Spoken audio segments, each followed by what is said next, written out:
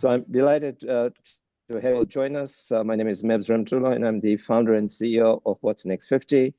I think I've met most of you, but those of you I haven't met, absolute pleasure to have you as part of our community today. And I'm just going to introduce Alison Smith, who is a community member, but a respected Canadian broadcast journalist, known for her reporting on politics and major international events as a senior member of the CBC News team. And for those of you outside Canada, CBC is our national television, channel, and Alison has provided live coverage from across Canada and global cities, including London, Rome, Jerusalem, Mexico City, Bangalore, and Washington. She has also hosted several CBC programs, including the National, which is a news program, and the CBC News Morning. She is a multiple Gemini nominee and has received honors such as the Gracie Award from the Alliance for Women in Media and a Friendship Award from South African Women for Women. So, Alison, thank you again for doing these conversations, which are much more interesting and fun than doing presentations with slides. So, look forward to you engaging Richard in a wonderful conversation this morning. And Richard Leider should probably not need an introduction either, but he's an best-selling author and coach. Richard is founder of Inventure, the purpose company, where the mission is to help people to unlock the power of purpose and answer that question. He's ranked by Forbes magazine as one of the top 5 most respected coaches. And along the way, he's found time to write 11 books, including 3 bestsellers, which have sold over 1 million copies.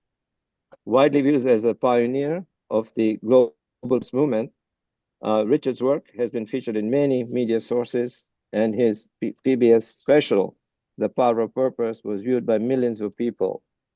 He's taken his purpose message to all the states in the US, Canada, and the 4 continents, and has advised everyone from AARP to the National Football League to the US State Department.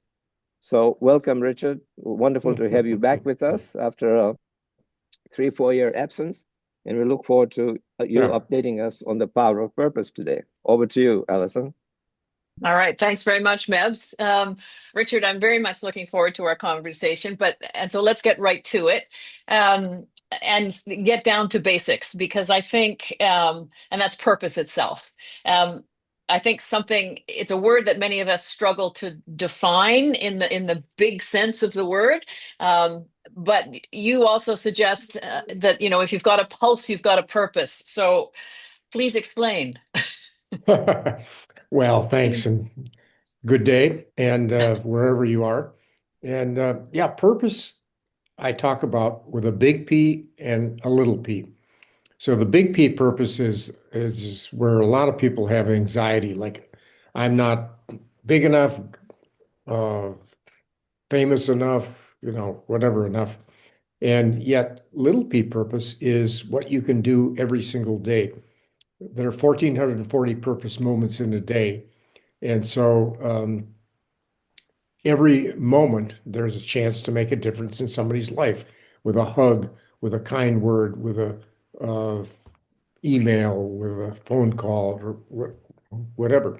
And so I really trade in the little p purpose these days, and meaning that almost everybody, there's a sigh of relief and they go, oh, I can do little p purpose, but big P purpose, well, all the little p purposes end up being the big P purpose ultimately. So you don't have to name it, you just have to claim it on a day-to-day basis. And so the universal purpose, Alison, is to grow and to give for life. So if you're going to grow and give for life, what did you do this moment? My mentor back in 1968 was Viktor Frankl. I wrote the book Man's Search for Meaning, was in the concentration camps, etc. He said you could wake up every day in a concentration camp and give somebody else a kind word, a crust of bread, a hug or hope for the future. And so, I learned a lot about the little p purpose from him. The little p purpose sounds achievable, and somebody's got their microphone. There we are. The little p purpose is achievable, but how do you get from the little p to the big P, as you suggest that road takes you? Well, it might or might not take you to the big P Mm, purpose. But the fact is that the little p purpose is what gives life meaning. And meaning mhm. comes from doing things on a day-to-day basis with, others that you can make a difference in their lives. So the little p purpose is whenever people find out what I do, they'll say, "Got a minute, Richard?" I call it the Got a Minute School of Coaching. Got a minute? Can you tell me what I should do with the rest of my life? And I said, well, I can't tell you what you should do with the rest of your life, but I can say in the next minute, you can make a difference in someone else's life. And so what we know is this now for a fact, and Mebs to your at Stanford and to the Century, et cetera, purpose is fundamental. It's fundamental to health, to healing, to happiness, and ultimately to longevity. People who have a reason to get up in the morning tend to live longer, 7 to 10 years longer than those that don't. So, what's that all about? Well, it's all about one's mindset, one's uh, practice. So, purpose ultimately is a verb. It's not a, it's a verb. It's something we do on a day-to-day basis, and we activate that purpose by doing something and to make a difference in the lives of others. If we want to take those many small P's and begin that road towards something bigger, um, everybody would want to know then, how do you begin? Because you say it's not a goal, it's a mindset. So Right. where do you start? You get up in the morning, and rather than going to your phone, you don't do that. You push the pause button. Then you take 3 deep breaths to say, what am I going to do today to make a difference in someone else's life? And so, I mean, I don't think anybody on this call would say that they don't have something like that to do for somebody else in their lives. And so, as the American essayist E.B. White said this, I arise in the morning, torn between a desire to save the world and a desire to savor the world. This makes it hard to plan the day. Well, it doesn't actually make it hard to plan the day because you can just say, well, today I'm going to make a difference in that person's life. I'm going to give them a call. I'm going to give them a hug. I'm going to give them a kind word. I'm going to, something. I mean, almost everybody can do something for one other person that day in their 1440 moments. You also talk about how purpose is something that you unlock or discover. It's not something that you actually have to go find. That as you say, it's an introspective process. Tell Right. me a bit. Tell me a bit more about that. Well, I mean, it was a big breakthrough for me when I started to talk about unlocking versus finding. Finding meaning it's out there somewhere and I just needed to find it or discover it. Unlocking it means that it's in me waiting to be tapped. So when we look at how to tap it, we look at what are my gifts? What are my passions? What are my values? What do I care about? It's inside us in different ways. And it is hard for a lot of people to unlock their purpose because it is in here. But once people do, the joy, the emotion that comes from unlocking purpose is unbelievable. And so it's there all along. And maybe it's later in life, maybe it's midlife, maybe it's late life, maybe it's early. It doesn't, purpose is age agnostic. It's not just about what age you are, it's about what comes up for you during that age that helps you unlock it. Tell me the story about how the back of the napkin process came to be. Well, actually, many on this call would appreciate, but I was on my way to London on a plane flight, and I had just done a PBS special, and I was sitting in my seat waiting to, or not waiting, but on my way to London from Minneapolis, where I live, Minneapolis, Minnesota, USA. And the guy next to me had seen my PBS special, and he said, "Oh my God," he said, "I can't believe I'm sitting next to you." He said, "I just lost my job. I'm going to London to clean out my apartment, and I don't know what's next." And I said, "Hey, look, I got to give a speech when I get there tomorrow. Take this napkin between us on the seat and write this purpose formula down. G plus P plus V equals C. Gifts plus passions plus values equals calling." And calling is just another word. It's a spiritual word, actually, for purpose. And he wrote it down and he said, "This is brilliant." He said, "Why didn't I know about this before?" And I went, "Well, I don't know, but I got to take a nap. I got to." So the napkin test, G plus P plus V equals C, became legendary. I put it on my website and went viral, and it's still viral. Yeah. I think a lot of people, though, too, and you've acknowledged this, have a hard time themselves figuring out what their gifts are, let Right. alone their No. Yeah. let alone their passions. Well, I talk about gifts. That's a big deal, Mm. Allison, as you know.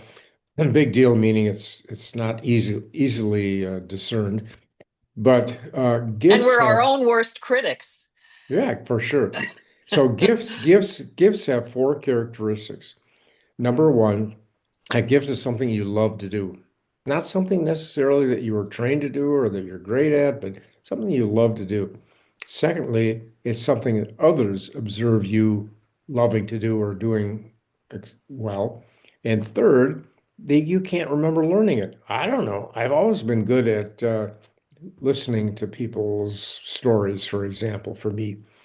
And fourth, you love learning more about it. You love being around other people. So when people start to do, I have created a tool called calling cards, and it's available on Amazon, but I don't, uh, anyway, I'm not promoting it. I'm just saying that it is what it is. But when people discern their gifts, it's a breakthrough. It's a huge breakthrough, no matter what their age or stage of life. And particularly, I would say, looking around here at the people on this call and their faces, a number of these people are definitely in the second half of life.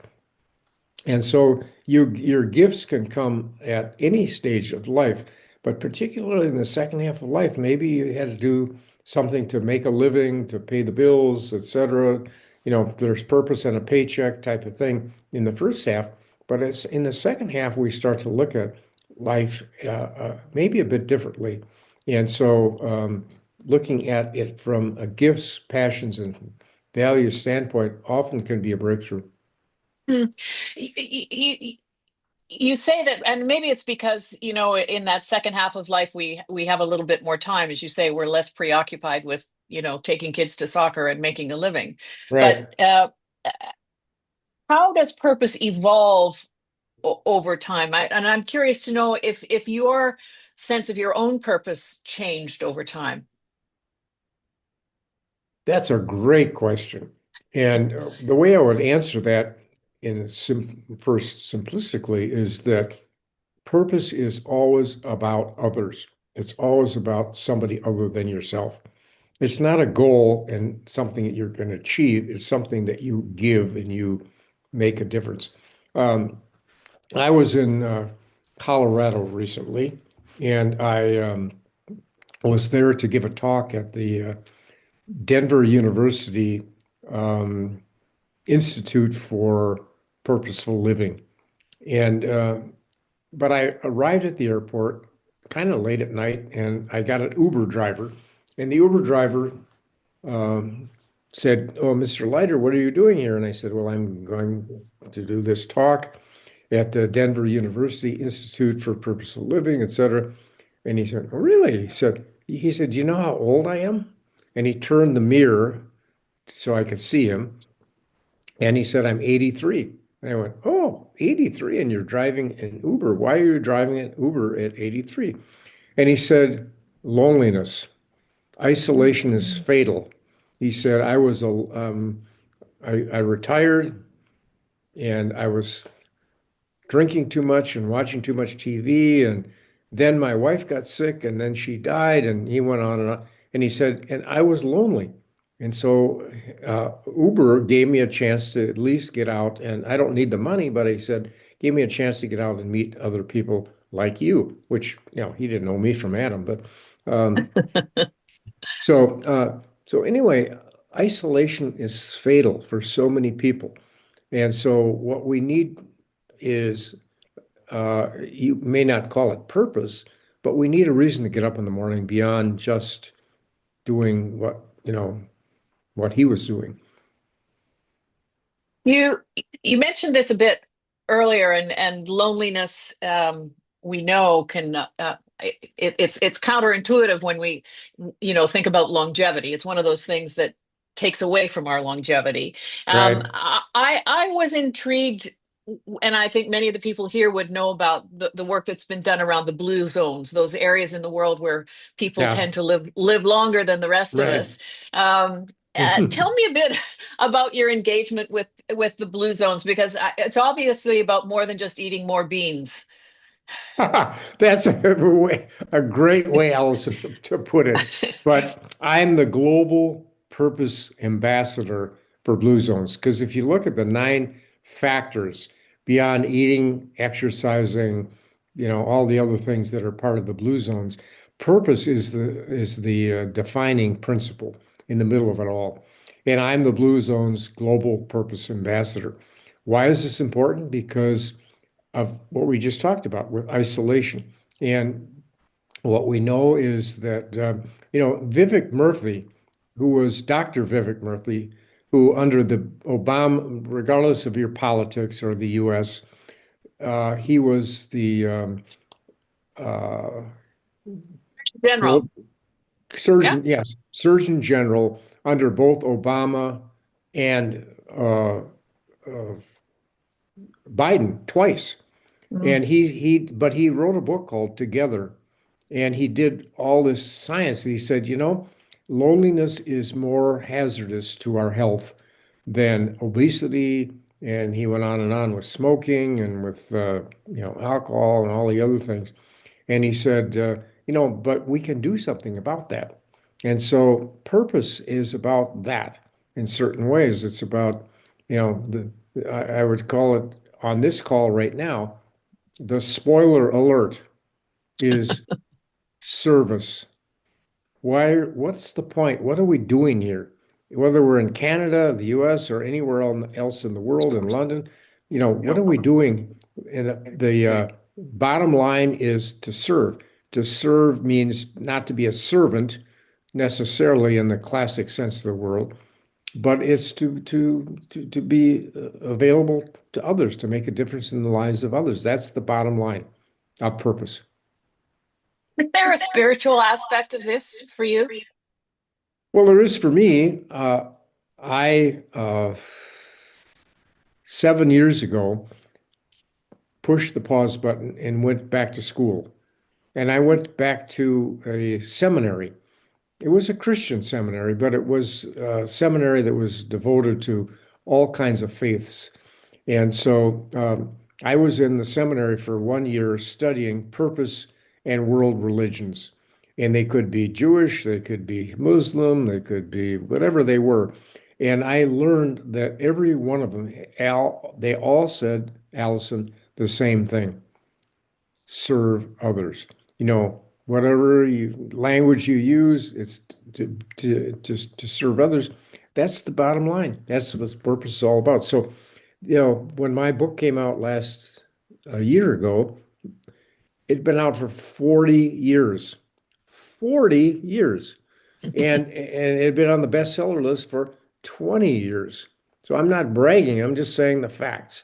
And the fact was that uh, the new edition of The Power of Purpose, which came out a year ago, had 10,000 fewer words and 50% new content. I mean, after 40 years, you kidding me? How could you write something that had, 50% new content and 10,000 fewer words, et cetera? And I said, Smarter editing. Smarter because editing. well, that's you would know that, but that's true. But it's also about learning. So, I've on my website, which is richardleider.com, everything is free. I don't offer anything for anybody to pay anything for. But one of the things that there is my incomplete manifesto for purpose. And my incomplete manifesto for purpose, why is it incomplete? Because aren't you complete after 40 years? And I said, no, the future belongs to the learners, not the knowers.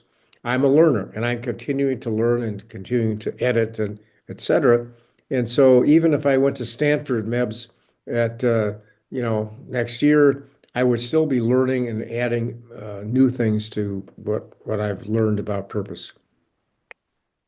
When I was preparing for this, I came across, and you quote Mary Jo Kreitzer, who you work with at the Center for Healing and Yes. Spirituality at the University of Mm. Minnesota.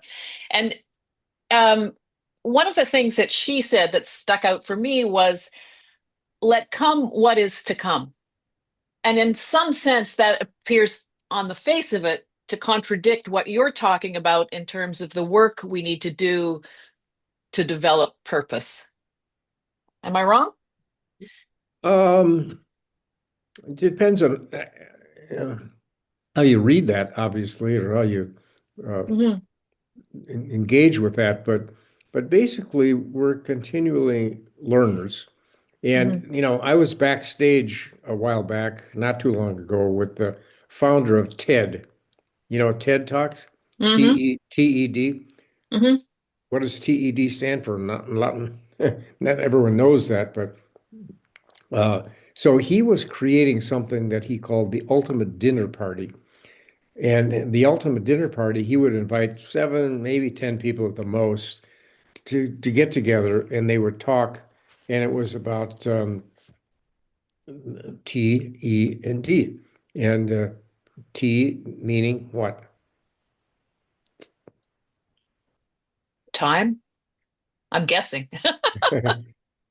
Yeah, time, entertainment and design. And so he Ah, would bring all these people together, and then he would say, "Oh, we should bring this out to more than 7 to 10 people at dinner." And he created TED at the time. So TED was created back in the early 80s before the internet was the internet as we know it today.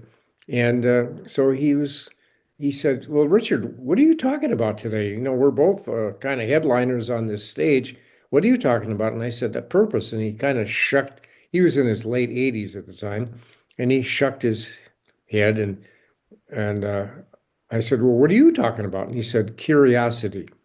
He said TED was founded on curiosity, and curiosity is the coin of the realm. And so he said that really that to live a long, a great life, you need to be curious. And what are you curious about? First of all, are you curious about yourself? And then are you curious about others and about the world? So, I think what we're doing here and what Mibs and you have created here, and Colleen and others have created is something about, well, what are you really curious about? And so curiosity is the coin of the realm. yeah. Um, I also wanted to ask you, and uh, this sort of goes back to the idea of longevity and sort of how you reflect on things perhaps later in life. You talk about a sage. And we often talk about, as you get older, the value of the wisdom of a certain number of years or accumulation of years, shall I put it that way? I'm going to say, who and what is a sage in your view? Because it plays into that whole idea of curiosity Yeah. too. Well, that's another great question. Thank you. Well, there's information, knowledge, and wisdom. A sage is somebody who has the latter, the wisdom. And they've not just because they're older, but because somehow they have experienced breakthroughs or insights into their own life. So, I've been leading walking safaris in Africa for 32 years. 32 years in East Africa, in Tanzania. I haven't done it since COVID, which is another story, but I haven't done it yet. I mean, I haven't redone it since COVID. But what I learned from sitting around the fire with elders from cultures that have been around for 75, maybe 100,000 years, like the Hadza, the Hadza, the Hadza, the hunter-gatherers in East Africa. What I've learned from them is that they sit the closest to the fire. If there's a fire and we're sitting around in the evening, et cetera, why do the elders, or who are the elders that sit the closest to the fire? Well, they're the wisest. There's no manual that says, you sit here, you sit here. And so one of the elders, his name was Kampala actually, asked me after I was interviewing him for a book I was writing called, one of my books called Claiming Your Place at the Fire. I said to Kampala, I said, how do you get to be an elder? And he said, the two most important days in the life of an elder here are these. Number one, surviving child mortality, because kids didn't live that long in the bush. And he said the second most important day in the life of a Hadza is to determine why you're here, how you fit in, because we are a totally sharing culture. We share everything, whether it's food or whether it's wisdom or whatever. And he said the elders are the ones who learn or teach how to share that and teach the youngers, like we were talking about a little earlier about gifts, passions, and values. They don't have a textbook for that. They just do it. And so I learned as much sitting around the fire with elders as I did when I have studied purpose around the world. Mm. I want to get back before I wrap this up. I want to get back to the idea of the sort of practical side of this, because Yeah, good. you've said that purpose is a practice, Mm-hmm. right? That it's a verb. How so? Yep. How do you put purpose into practice, I guess is the question. Oh dear, have we lost sound? Oh, with a post-it note. That's Okay. that's a post-it. Okay. I'm being very, very practical. You are indeed. If you write grow and give on a post-it like that, and Mm-hmm. put it on your mirror, and tomorrow morning when you wake up, you say, how am I going to grow and give today? And then at the end of the day, when you brush your teeth or go to bed, and you say, how did I grow and give today? You will be living purposefully. That's the bottom line. The bottom line is simply, it's, as you said, it's a verb, it's an action, it's something. I had lunch with the happiest man in the world. And You who's might, that? his name is Matthew Ricard, but he at a young age left Paris, France, where he was living, he was a French citizen, and he went to India to study Buddhism, and he never came back. He stayed there and he studied Buddhism as it related to purpose, as it related to altruism, as it related to, and he wrote books about happiness. And when the U.S. brought different people like the Dalai Lama and other people to the U.S. and studied them, they found that when they did what they call the God helmet they put on, and they studied his uh, how things worked in his brain, they saw that he was the happiest man in the world, even more than the Dalai Lama. He lit up the brain sections in the brain, and so he said, and I'm not very happy about it. And I looked at him and I said, well, I'm going to introduce you to about 5,000 people here after lunch, and you're not happy about it. He said, look, Richard, purpose and happiness is what he was talking about, is a practice. It's something we do on a day basis. It's not something that the Dalai Lama or any of us have intrinsically. We have to practice it all day, every day. And that's how I get to be the happiest man in the world. And that's what he was talking about. So the bottom line, Allison, is practice. What are the people on this call?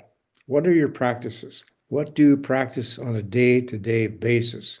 And what could you practice if you weren't practicing? Richard, I want to thank you very much. I know I can see everybody pulling out their post-it notes. No, it's true. I still, the PBS special was shown in 400 cities across the US and et cetera. I still get calls from people or emails from people who say, I still have the thing on my mirror. And I said, why? And they said, because it works, because it's so simple. And so simplicity is the coin of the realm here. Thank you again. I've really enjoyed our conversation, and I'm going to dig out the post-it notes out of this desk drawer. Okay. Thanks, Allison. We have some time now to really just share some feedback, talk a little, if you want to talk a little bit about the talk itself, or talk a little bit about, what you got up to in your breakout groups. And we have about 10-15 minutes to do that. So I'm hoping that somebody might volunteer to be the first to share a little bit. Heather, your hand is up. Thank you. I'm happy to share, and I'll apologize. I do have to jump off at 12:15, so not to share and then run. But we had some good discussion in our group about with Herbert and Marcy, who unfortunately also had to head off. But we really talked about how the small P's that Richard talked about allow you to focus on what you can control, that it's kind of easy to worry about all the things that you have to do. But when you focus on kind of what's the, small P way in which I can impact someone in this conversation, it really sort of drives your focus on what you can do. And that's a great opportunity. And sort of tied to that, we talked about how purpose is also a bit of a mindset. It's sort of a way of thinking about that, that what you can do. So when you focus on those small P's, again, it's sort of shifting, the way you operate and what you're putting your attention on. And there's value in that. And we talked about sort of how people experience you. So perhaps that give and take. Or that grow and give part, that the giving is really about, thinking about how people experience you and kind of what they take from their experience of you. So not how do they experience you in are you perfect? But just kind of what is their experience with you give them. And that requires being sort of an active participant in your engagement with others. It requires sort of having a bit of intentionality around how do I want people to experience me? How do I want them to feel after a conversation or an interaction with me? So those were our key takeaways. Herbert, if there's anything you'd add, certainly welcome that, but that was what I captured. Thank you so much, Heather. Yeah. Who else would like to share something that they found insightful about the conversation? I've got two. So, Michael, I saw your hand up first, and then we'll go to Chris. Okay. Well, we had a great little breakout group, and we talked about, well, first, one thing, I'm new to the group. I've only been in a couple of weeks or so I'm still sort of figuring it all out. But Sharon, who had to drop for something else, found it noteworthy, and I agree. We had a woman originally from Tanzania who's in London now. Sharon's a native New Yorker in Raleigh, North Carolina. I'm a native Chicagoan in Switzerland. And then we had Deb from New York City itself. So sort of a geographic spread, which I think is part of the group's, longer term aspirations. And then we had a lot in common, what we talked about in terms of both the giving and growing, although we were in different sort of stages of our journey. Um, both Deb and Anise were expressing how much they really are in like a great heavy current of giving. If anything, they feel as if the growth side's been set aside a little bit because they've really kind of honed their talents and gifts through the giving side, and they're just kind of doing that because they're good at it, right? And there hasn't been as much growth as each of them want. And then for Sharon just went through a surgery, so she's a little she's usually very active, and right now she's kind of laid up taking care of herself and can't really do very much of either at the moment, which is a real frustration for her, and she looks forward to getting back into both. And for me, I've got a bunch of sort of life pivots going on, and I'm going through much more of a growth phase, the beginning of a growth phase, but I haven't gotten really to the give side yet, and that's a little bit of a frustration, or certainly an aspiration of something I want to sort of accelerate through some of my growth and then get to hopefully giving back in a little more active way. Thanks, Michael, and thanks and welcome, and thanks for being new and having the courage to share. So we appreciate My pleasure. that. Thank you. Thanks for having me. Chris, do you want to jump in? Sure. It actually, Michael's comments are a good segue into what we were talking about, which was, I think, the importance of balance in that in order to be able to even small p give to others, you also need to refuel yourself, and you need to be sure that in your reflections you're identifying what your needs are and trying to ensure that that you re-energize and have that opportunity, because by helping yourself, you're actually in a better position to give to others. And I've worked a lot of years in the community with older adults and adults with disabilities and caregivers, and particularly the work with caregivers taught that lesson about how important it is to not see self-care as selfish, but rather to see it as a way to grow and a way to refuel, literally, so that you can continue to support the other people in your life. And I've been in that role myself as well, and recognize the importance of doing that. So I was with Deb and with Paul, and I think they're still both on the line. If they wanted to add any other comments, they're welcome to do so. Mm-hmm.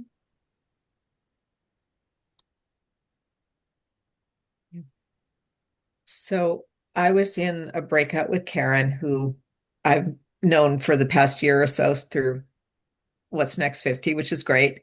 And then Mark joined us sort of halfway. But I think what Karen and I talked a little bit about is not just the give and grow, which we are grow and give, which we agree with this sort of small p activities, but also how it dovetailed into the session that we had with Dana a few weeks ago on gratitude, and thinking about, when you get up in the morning, reminding yourself of those 3 things you're grateful for, but then also what are those additional things that you're going to do that day that also could enhance your feeling of gratitude on an ongoing basis too.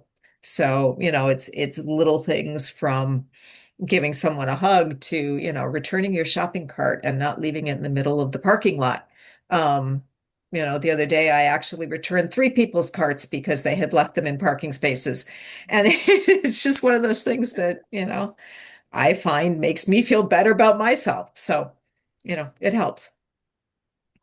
Yeah, that's wonderful. I found this whole session to be so relevant. I wasn't in any of the breakout groups because I'm trying to manage the call and making sure that everybody is where they need to be. But, for me, when I left full-time work not that long ago, there was such fear around the void that that might create, and that I went, where in the world was I going to find purpose in my life? And I mean, to be honest, there's still a great amount of that sort of sense of, but sort of distilling it down into the small P's. And then this whole idea of grow and give, and particularly grow, because one of the things I was most fearful of is that I would stop growing, that I would stop learning new things, that I would stop being able to do new things. I would be exposed to new things. I was in marketing all my life. It was fast, and I had to learn. I had to learn all the time. I had to learn as I worked. And so this idea that of this void of where I was going to find that was really eating at me. But it turns out that if you take it in tiny little bites and you take it in pieces, I grow every day. Woohoo! I'm happy that I have found that there isn't a void. But you do need to look for it. You need a little to look for it, and it's through that giving side, I think, that I have been able to grow the most. So it's a really, really interesting thing to think about, you know? Yep. Anybody I else? I Yeah. agree with, oh, sorry, Yeah, Herbert, okay, I agree with you, Colleen. I think when I retired, I always say I never really retired because I quit my job so that I could take the summer off to be with my husband who wasn't well. And then I got sick and I never went back to work. So I have retired. But I remember when I wasn't feeling well, lying on the couch and thinking, is this as good as it gets? Is this going to be the rest of my life? And then I discovered learning, and I discovered what's next, and I discovered the Life Institute. And now my life is so full, and I do feel that I have got a lot of purpose in my life.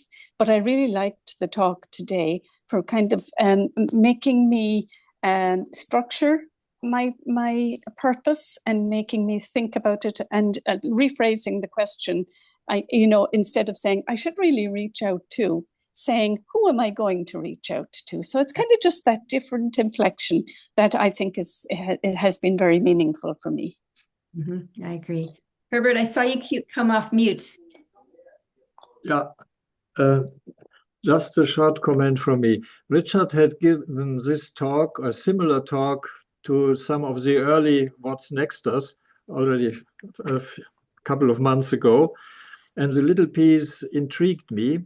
And I made it a practice since that time for myself. I don't plan for them in the morning. I do it already in the evening. I look at my next day and say, okay, whom will I meet? Whom can I meet? I still have a small company with 20 people and 3 apprentices.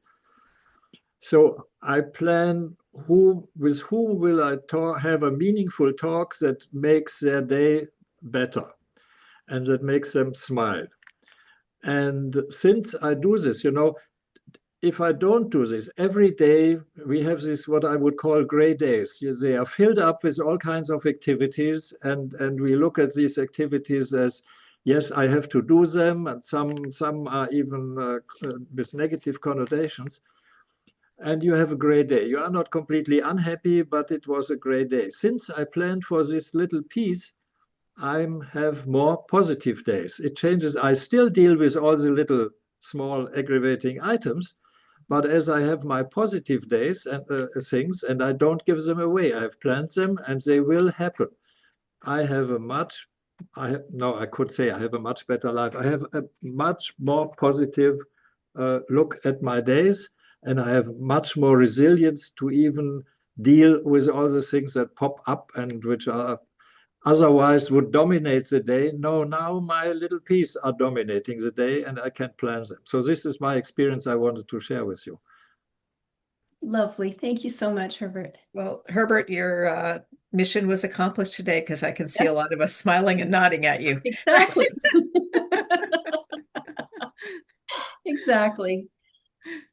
We're coming up on the last few minutes here. Does anybody have a final thought they wanted to share? I'll just jump in here. Hi, everyone. I would say that the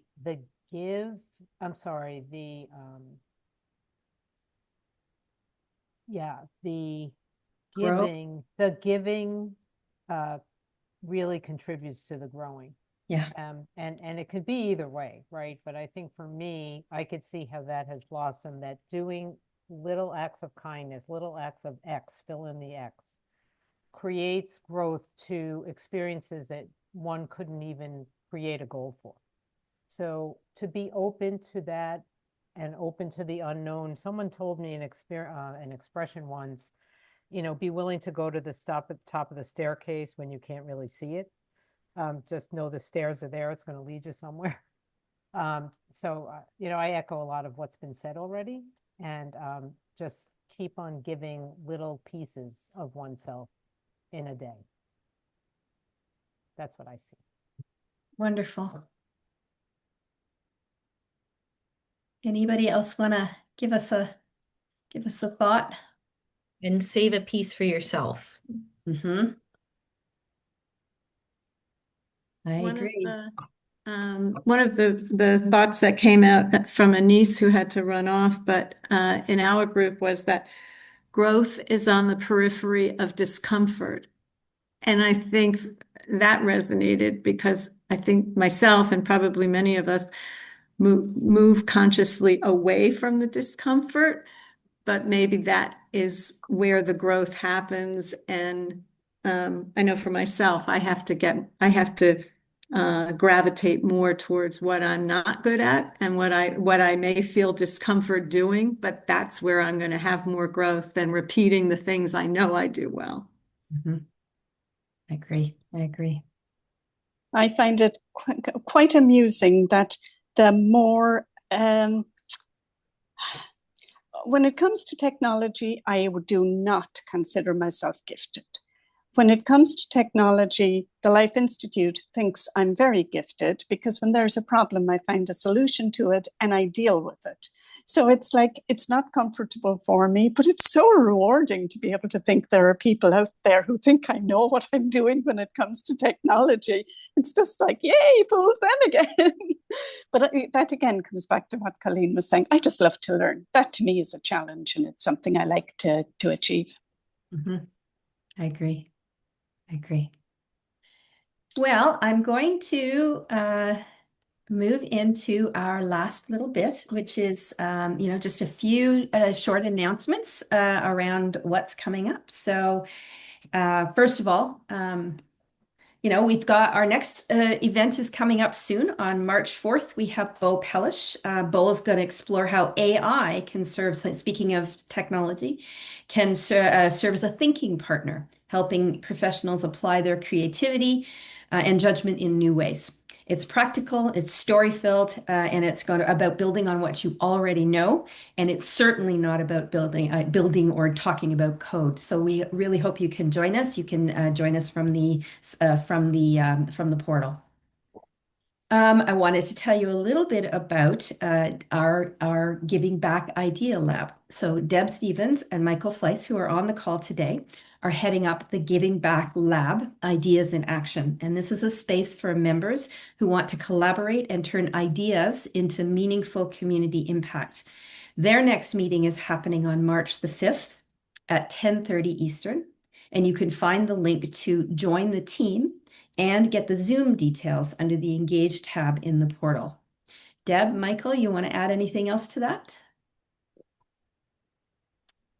We would love to have anyone who wants to help us build the Giving Back Lab, and Afsana is here, and also Heather are members of the group. It is a very engaging group, and we want to start to develop the resources and the programs that our members need to be able to create their own giving back journey and to start focusing on the giving back side of Grow and Give. And we'd love to have a few more members to help move that along. Thank you so much. Afsana, do you want to? Lots of alignment with what Richard spoke about out today. And one of the things he spoke about was purpose and service. And a big part of what the Giving Back Lab is all about is about exploring kind of service and ways of giving back. So yeah, we would love to have you join us for the conversation if it's something that resonates with you. I think it will give you to basically have the idea in a small group of people to basically brainstorm to see what area you can contribute that you might not think about it. And at the end of the day, that's what will give us a fulfilling, sensation that we have been contributed somehow. Oh, thank you, Afsana, and thank you, Michael and Deb. As well, speaking of giving back, if you have been thinking about getting more involved in what's next, we are going to host a volunteer open house on March the 18th at 11 a.m. More details will be posted to the portal shortly. So this is a great way to learn about how you can contribute and connect more deeply with the community. And if you know someone who should be part of this community, please invite them to join or invite them to attend a session. Obviously, we know that personal invitations make a big difference, so we would love to welcome new members and love to. And if you need any more information or help getting somebody enrolled, I'm here. Please reach out to me. That's what I'm here for. And finally, just a plug to remember that your What's Next community portal is your hub for registering for events, joining affinity groups, and staying connected with the community. So make sure you come back regularly and visit the portal to make sure that you get caught up and are seeing everything that we have to offer on this wonderful community. So with that, thank you so much for being part of this today. I have found it very inspiring, not only the speakers, but all of you who have contributed and given me such inspiration. This is why I love this community. So I want to make sure that I thank you for your time, and I hope to see you all at our next event. Have a wonderful day.